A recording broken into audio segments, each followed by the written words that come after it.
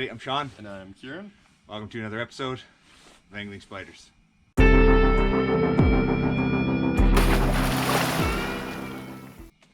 Welcome back, everybody. On today's episode, we are going to be showing you how to make the jaw jackers that Kieran built.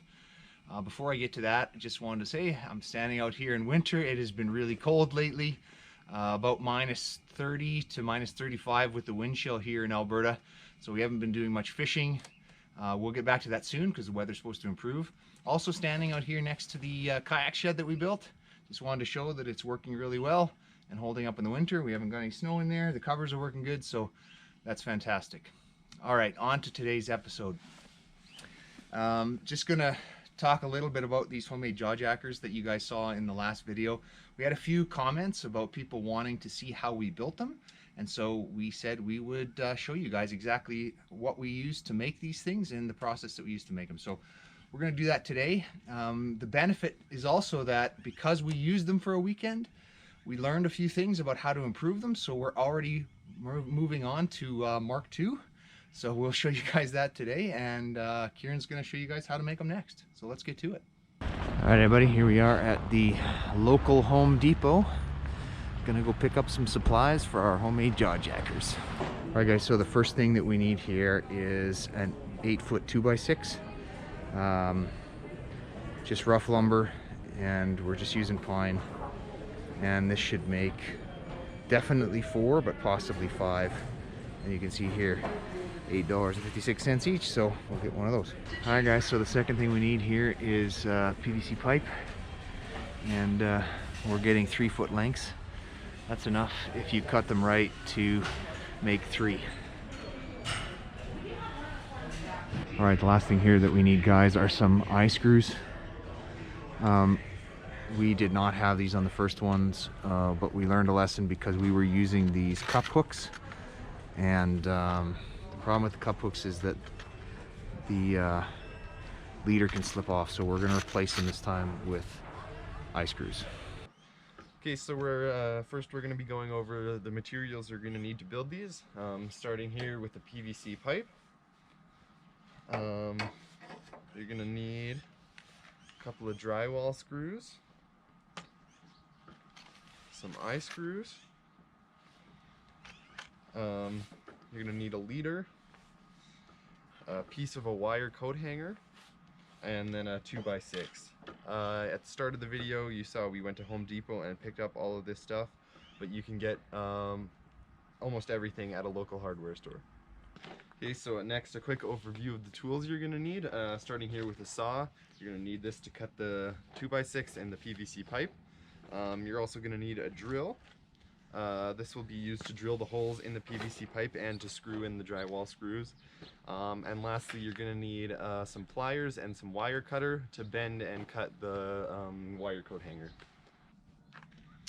All right, everybody, before Kieran gets to making one of these, just wanted to mention a couple of things. First one is we're going to give you the measurements that we use to build ours, but keep in mind that you need to build these for the rods that you have.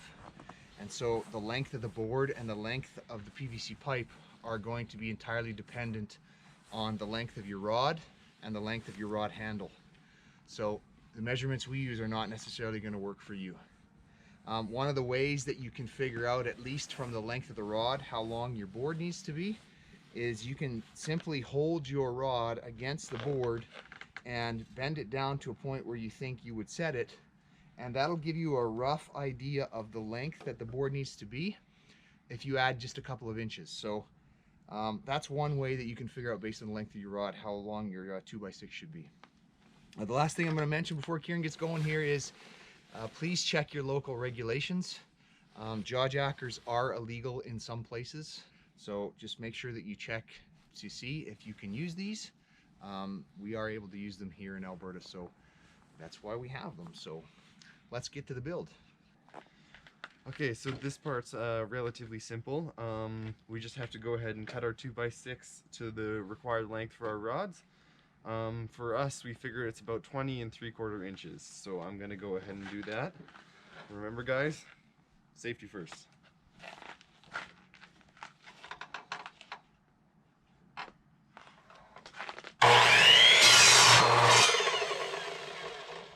Okay, so the next thing we need to do here is cut the PVC pipe.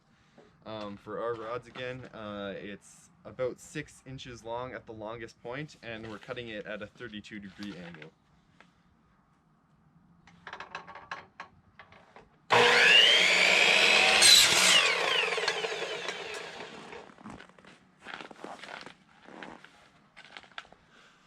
Okay, so the next step here is to take your cut piece of PVC pipe and just drill 2 holes in the back. I'm going to go ahead and do that here.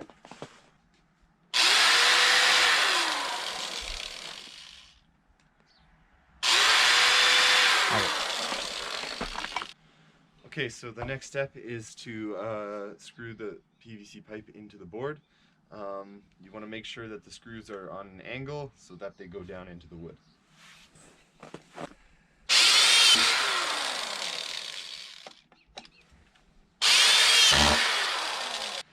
So the next step is to screw in our eye hooks, and these will be what we attach our release trigger to, and they'll help set the sensitivity.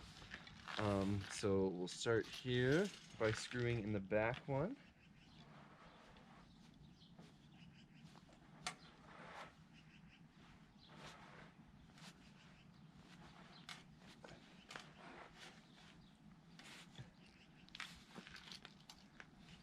And the next one. Now these are relatively easy to screw in.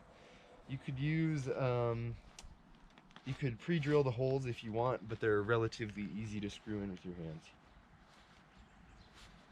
Okay, so the last part is to add another hook to hook the release trigger under. You could use an eye hook for this if you want, but we find it a lot easier to use this cup hook because it's open, so you can just slide it under.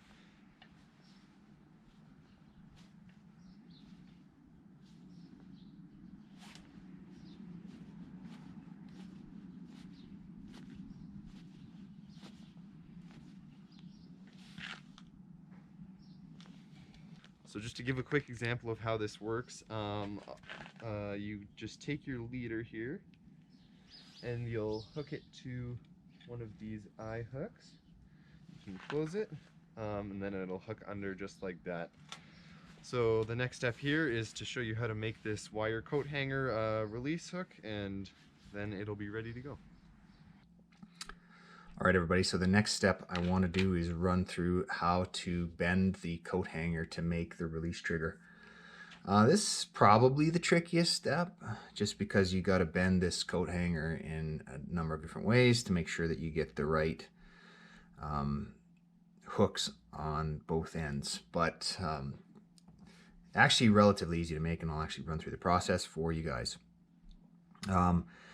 I'll throw a picture up just to show you the size of the release trigger, and it's based on this mat. Each of the squares is 1 inch, so that'll give you an idea of the measurements and the rough size of where you need to put the bends in the wire. In general, if you want to get it roughly the same size as the one we've made here, you want a piece of coat hanger that's about 8 inches long to start. So that's what I've got here, and what I'm going to do is bend it in the same shape as the one that I've got made previously. I find the easiest way to do that is to use some needle nose pliers. To make the last loop, you might need to use 2, but you can probably do it with 1 if you've got strong enough hands. So the first thing you need to do is make this first piece, which is the release trigger that goes onto the end of the rod, and for that you need about 3/4 of an inch on the wire, and you're just going to bend that down.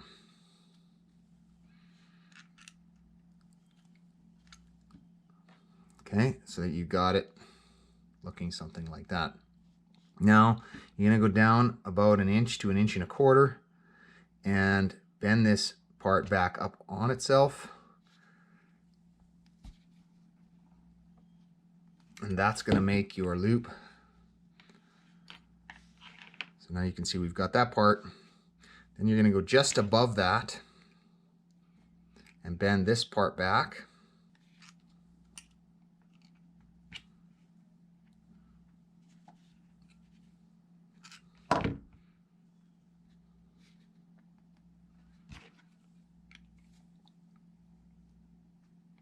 This wire coat hanger that I'm using has got a plastic coating on it. I don't think it matters that much, but you could probably use one that doesn't have a plastic coating. All right, so that's been bent back, and as you can see, we're starting to get that shape. So now the only part that's left is to get this hook at the end, which is where the line goes through. And so I'm going to start it here at the back, about an inch from the end. And the first thing you do is bend it straight down.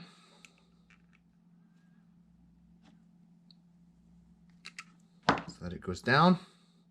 And then you're going to take that part and bend it sideways back towards the hanger, exactly halfway down. Now this is where on the other one I used another set of pliers.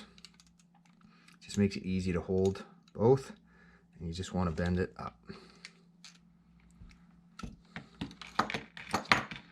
And you can bend that over, finish the bend. Maybe. And now you can see I've got a hook on the end there. That's where the line's going to go through from the rod right here. So this piece is going to fit through the end of the rod. The line is going to come down here. The line's going to hang off there with your bait or your hook on it.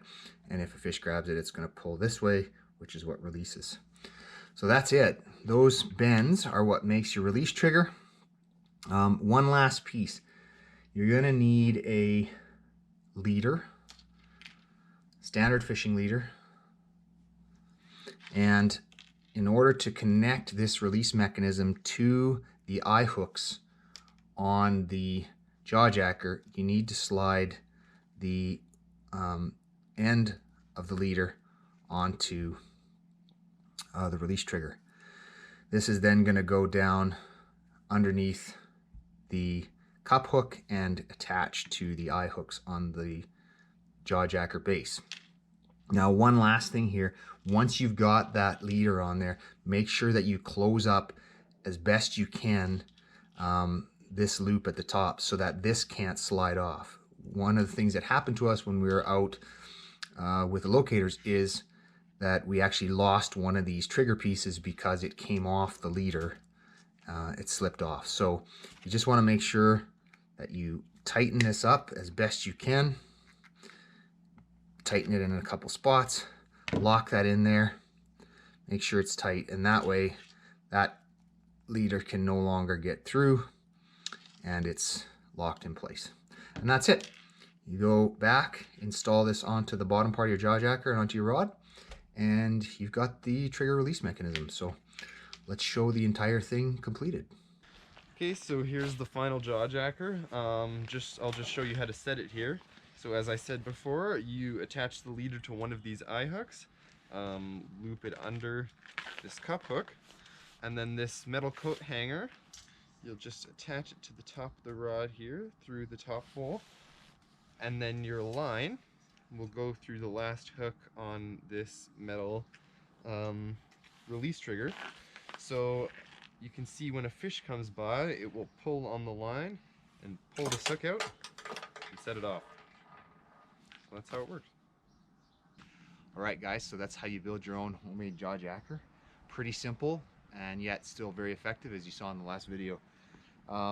We didn't come up with this design. We actually watched a bunch of videos on YouTube as well, and it's probably 3 different designs that we saw all kind of put together in one. So if you're looking for other types, there are definitely some other versions of homemade jaw jackers out there on YouTube. Last thing I'm going to do to close out the video today is close out our 500 subscriber contest. So the first thing I'm going to do is give you the last 3 letters of the scrambled secret word. So you can find those here and here and here. You should now have all the letters you need to figure out the word. And if you want some extra entries into our giveaway, you can email us at anglingspiders@gmail.com with your answer, or you can use Messenger on Instagram and we can get it that way as well. We will likely be doing the draw next time for the YouTube giveaway. And so just to close out what we've got now included in here, there's a few extra pieces of loot that I can show you. So of course we've got the watertight carrying case that we're giving away. We've got the fish bells that I mentioned last time. We got the fish grips. We have some jig bodies, some of them micro jig bodies. Those go together with a couple of jig heads. We got some snap swivels. We have the jig and wrap that I talked about last time. We have the hook removers. We have now added a micro pen rod. These things are a little bit crazy. They are not the greatest made things in the world. And you can't cast with them. Basically what we found when we were using them is you can only fish basically straight down. But if you want to see these being used, you can go back to season 1 to our episode at Eagle Lake where I caught a relatively large pike on one of these. Or I also very effectively used this when I was fishing in Hawaii on Waikiki Beach. So you can check that out as well. So we're going to toss this one in there for those of you that want to just have some fun. They do work really well when you're jigging straight down off of the kayak. And lastly, of course, but not least, an Angling Spiders lure. So for those of you that are looking to get all this loot, please make sure that you comment below on this video with hashtag giveaway. I hope you guys have some luck with unscrambling the secret word. So with that, we're going to close this one out, and I'll give Kieran the final word. Remember guys, if you liked the video, smash that like button, hit subscribe. Till next time, good fishing.